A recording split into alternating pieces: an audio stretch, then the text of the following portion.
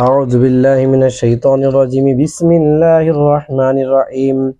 يا أيها الذين آمنوا كتب عليكم القصاص في القتلى، الحر بالحر والعبد بالعبد والأنثى بالأنثى، فمن عفي له من أخيه شيء فاتباع بالمعروف وأداء إليه إحسان،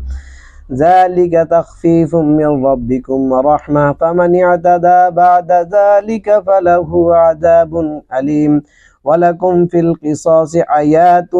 يا أولي الألباب لعلكم تتقون. كتب عليكم إذا حضر أحدكم الموت إن ترك خيرا الوصية للوالدين والأقربين بالمعروف حقا على المتقين، فمن بدله بعدما سمعه فإنما إثمه على الذين يبدلونه، إن الله سميع عليم. فمن خاف من موص جنفا أو إثما فأصلح بينهم فلا إثم عليه، إن الله غفور رحيم. يا أيها الذين آمنوا كتب عليكم الصيام كما كتب على الذين من قبلكم لعلكم تتقون، أياما معدودات، فمن كان منكم مريضا أو على سفر فعدة من أيام أخر، وعلى الذين يطيقونه فدية طعام مسكين، فمن تطوع خيرا فهو خير له، وأن تصوموا خير لكم إن كنتم تعلمون. شهر رمضان الذي أنزل فيه القرآن هدى للناس وبينات من الهدى والفرقان، فمن شهد منكم الشهر فليصم، ومن كان مريضا أو على سفر فعدة من أيام أخر، يريد الله بكم اليسر ولا يريد بكم العسر، ولتكملوا العدة ولتكبروا الله على ما هداكم ولعلكم تشكرون. وإذا سألك عبادي عني فإني قريب أجيب دعوة الداعي إذا دعاني فليستجيبوا لي وليؤمنوا بي لعلهم يرشدون.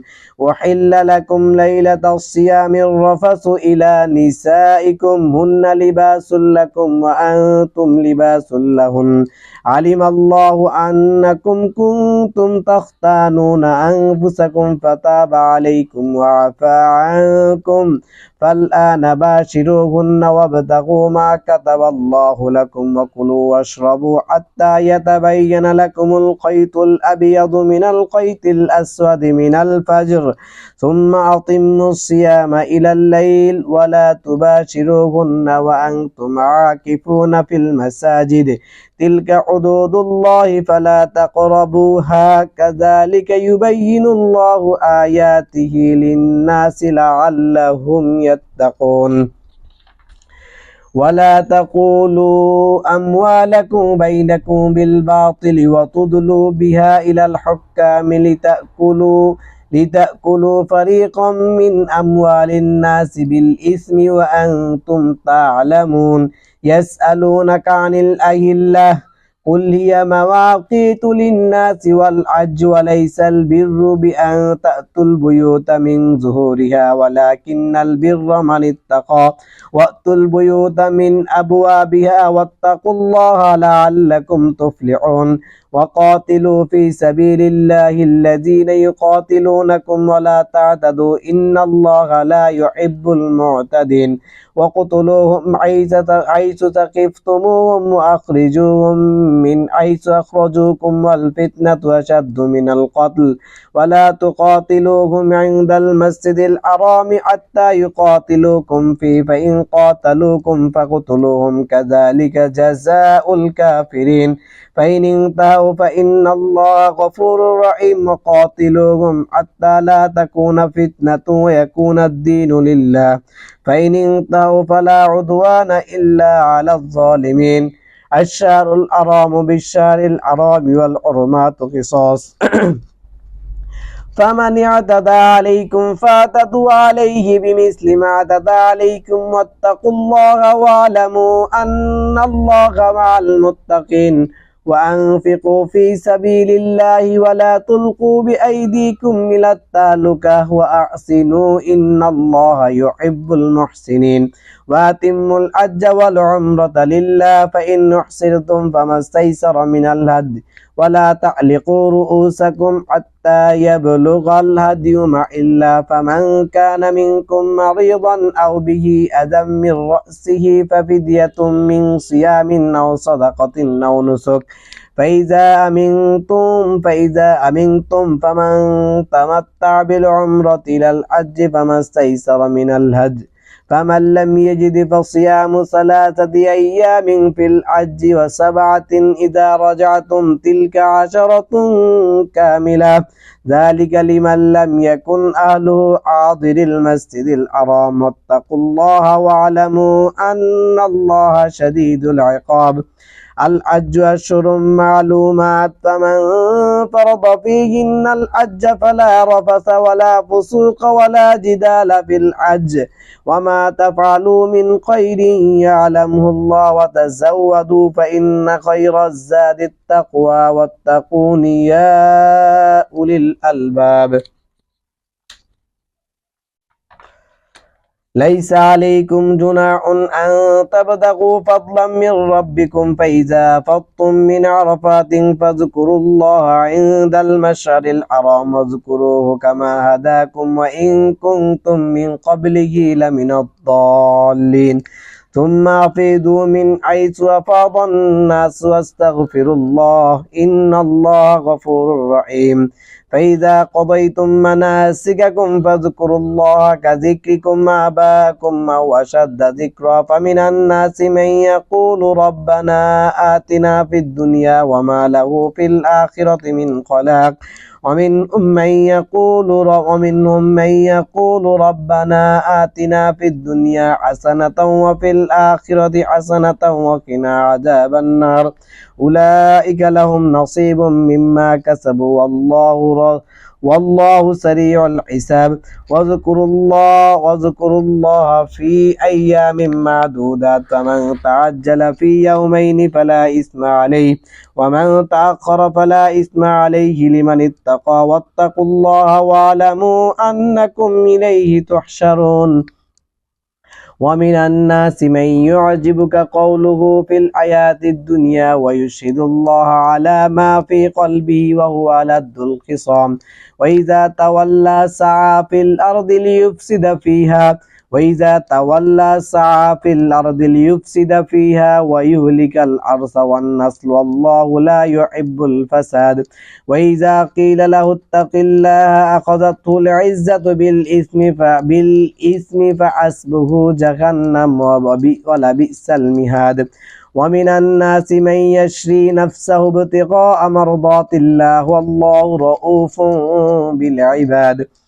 يا أيها الذين آمنوا ادخلوا في السلم كافة ولا تتبعوا خطوات الشيطان إنه لكم عدو مبين فإن زللتم من بعد ما جاءتكم البينات فاعلموا أن الله عزيز حكيم هل ينظرون إلا أن يأتيهم الله في ظلل من الغمام والملائكة وقضي الأمر إلى الله ترجع الأمور سل بني إسرائيل كم آتيناهم من آية بينة ومن يبدل نعمة الله من بعد ما جاءته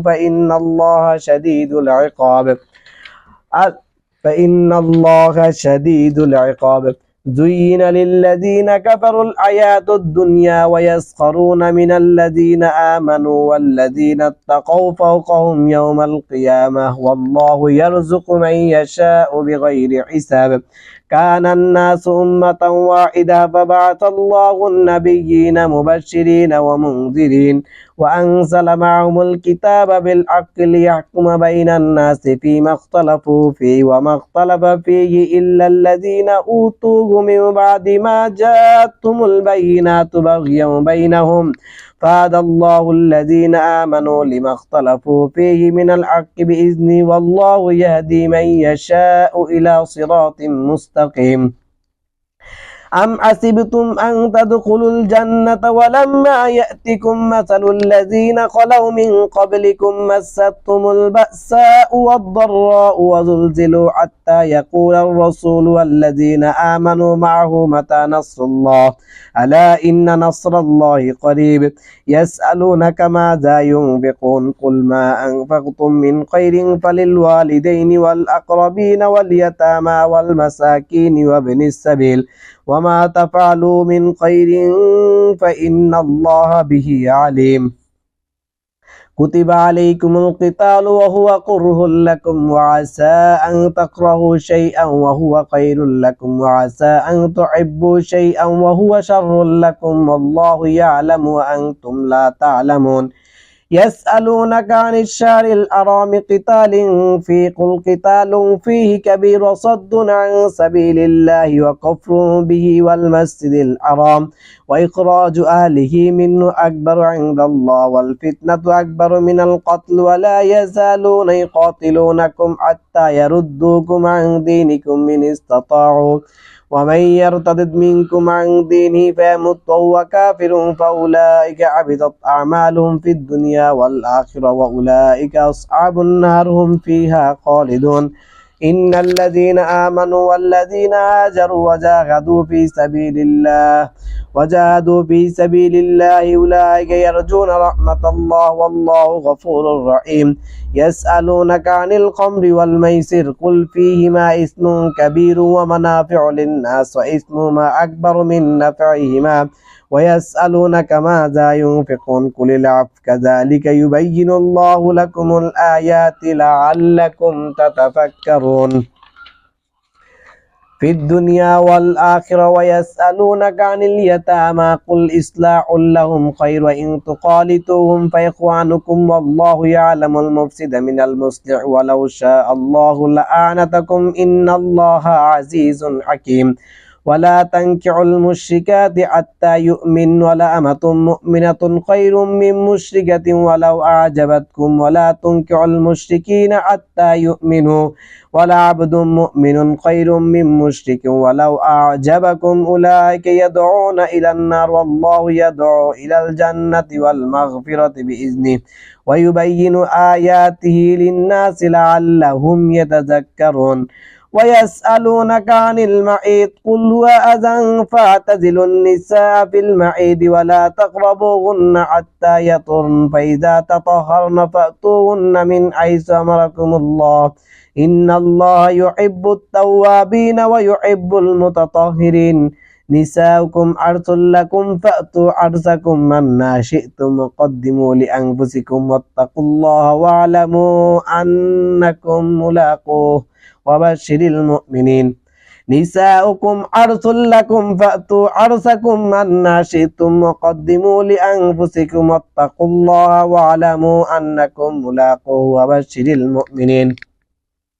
ولا تجعلوا الله عرضة لأيمانكم أن تبروا وتتقوا وتصلحوا بين الناس والله سميع عليم لا يؤاخذكم الله باللغو في أيمانكم ولكن يؤاخذكم بما كسبت قلوبكم والله غفور عليم للذين يؤلون من نسائهم تربص 4 أشهر فإن فاءوا فإن الله غفور رحيم وإن عزموا الطلاق فإن الله سميع عليم والمطلقات يتربصن بأنفسهن 3 قروء ولا يحل لهن أن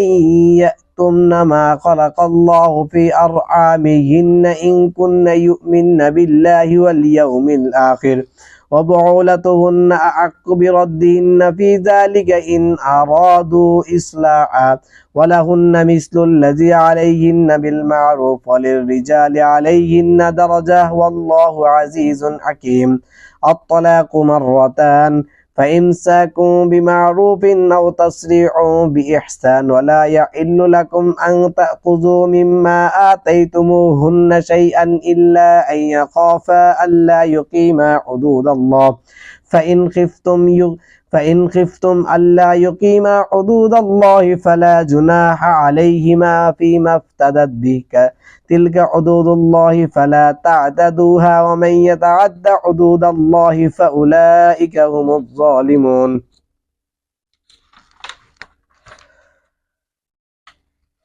فإن طلقها فلا تحل له من بعد حتى تنكح زوجا غيره فإن طلقها فلا جناح عليهما أن يتراجعا إن ظنا أن يقيما حدود الله وتلك حدود الله يبينها لقوم يعلمون وإذا طلقتم النساء فبلغن أجلهن فأمسكوهن بمعروف أو سرحوهن بمعروف ولا تمسكوهن ضرارا لتعتدوا ومن يفعل ذلك فقد ظلم نفسه ولا تتخذوا آيات الله هزوا واذكروا نعمة الله عليكم وما أنزل عليكم من الكتاب والحكمة يعظكم به واتقوا الله واعلموا أن الله بكل شيء عليم وإذا طلقتم النساء فبلغن أجلهن فلا تعضلوهن أن ينكحن أزواجهن إذا تراضوا بينهم بالمعروف ذلك يوعظ به من كان منكم يؤمن بالله واليوم الآخر ذلكم أزكى لكم وأطهر والله يعلم وأنتم لا تعلمون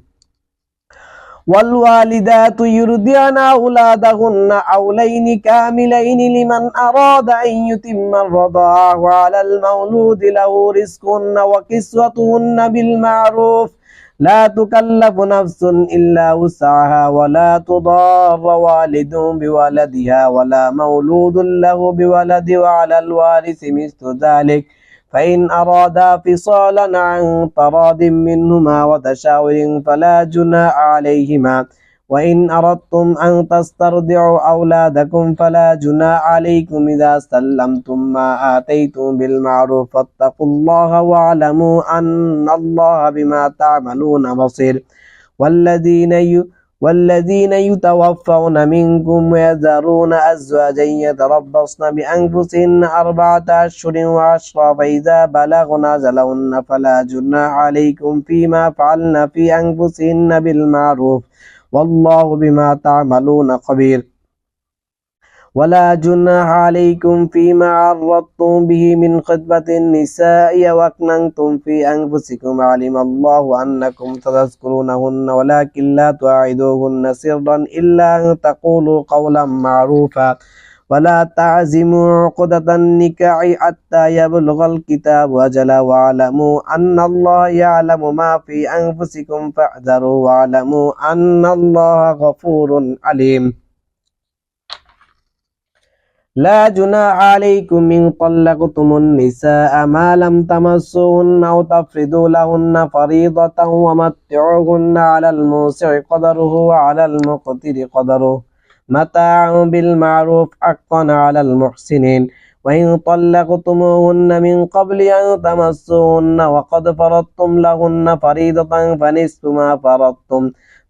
ما فرضتم إلا أن يعفون أو يعفو الذي بيده عقدة النكاح وإن تعفوا أقرب للتقوى ولا تنسوا الفضل بينكم إن الله بما تعملون بصير حافظوا على الصلوات والصلاة الوسطى وقوموا لله قانتين فإن خفتم فرجالا أو ركبانا فإن أمنتم فاذكروا الله كما علمكم ما لم تكونوا تعلمون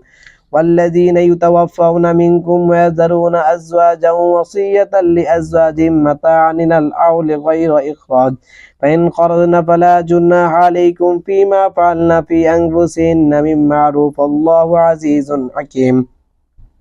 وللمطلقات متاع بالمعروف حقا على المتقين كذلك يبين الله لكم الآيات لعلكم تعقلون ألم تر إلى الذين خرجوا من ديارهم وهم ألوف حذر الموت فقال لهم الله موتوا ثم أحياهم إن الله لذو فضل على الناس ولكن أكثر الناس لا يشكرون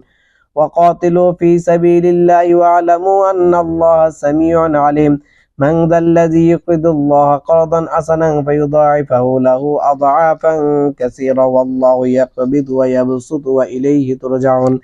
ألم تر إلى الملأ من بني إسرائيل من بعد موسى إذ قالوا لبني لهم ابعث لنا ملكا نقاتل في سبيل الله قال هل عسيتم إن كتب عليكم القتال ألا تقاتلوا قالوا وما لنا ألا نقاتل في سبيل الله وقد أخرجنا من ديارنا وأبنائنا فلما كتب عليهم القتال تولوا إلا قليلا منهم والله عليم بالظالمين وقال لهم نبيهم إن الله قد بعث لكم طالوت ملكا قالوا أنى يكون لهم الملك علينا ونحن أحق بالملك منه ولم يؤت ساعة من المال قال إن الله اصطفاه عليكم وزاده بسطة في العلم والجسم والله يؤتي ملكه من يشاء والله واسع عليم قال لهم نبيهم إن آية ملكي أن يأتيكم التابوت في سكينة من ربكم وبقية مما ترك آل موسى وآل هارون تحمله الملائكة إن في ذلك لآية لقوم إن في ذلك لآية لكم إن كنتم مؤمنين فلما فصل طالوت بالجنود قال إن الله مبتليكم بنار فمن شرب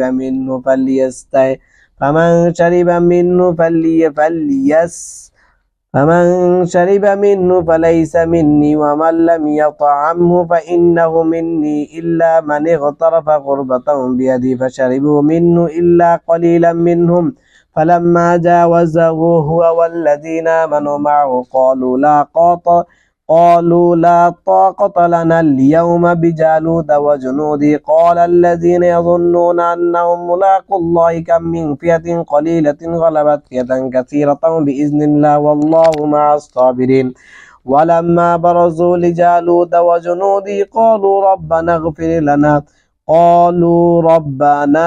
قالوا ربنا أفرغ علينا صبرا وثبت أقدامنا وانصرنا على القوم الكافرين فهزموه بإذن الله وقتل داود جالوت وآتاه الله الملك والحكمة وعلمه مما يشاء ولولا دفع الله الناس بعضهم ببعض لفسدت الأرض ولكن الله ذو فضل على العالمين تلك آيات الله نتلوها عليك بالحق وإنك لمن المرسلين